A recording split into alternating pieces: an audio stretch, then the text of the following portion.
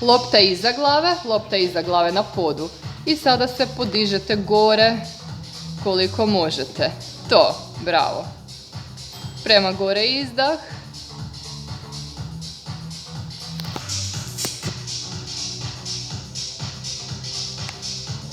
Prema lopti. Obje noge skupa. To.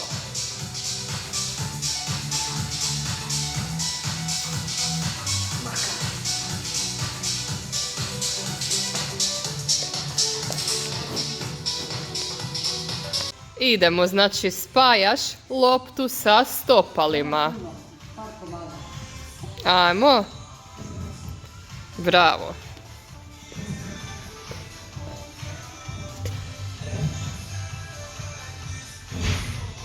Bravo. Probaj sa stopalima iznad podloge. Bravo.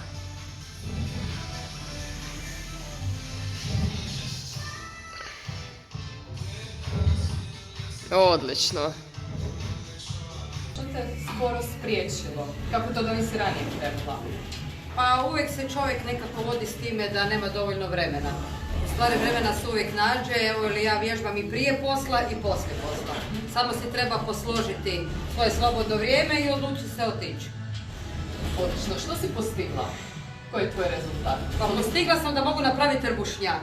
Jer nisam mogla se uopće podignuti sa poda, ali pošto sam imala super trenerice, evo našu Mariju, Ružicu, Ivonu i dakako Dražena, koji su me motivirali i rekli da će svakim danom biti sve bolje, to sam uspjela. I sad svaki dan jedno čekam da odem u teretanu jer vidim po sebi da mogu više, bolje i da sam snažnija u rukama koje su mi bile jako slabe zbog posla kojim se bavim.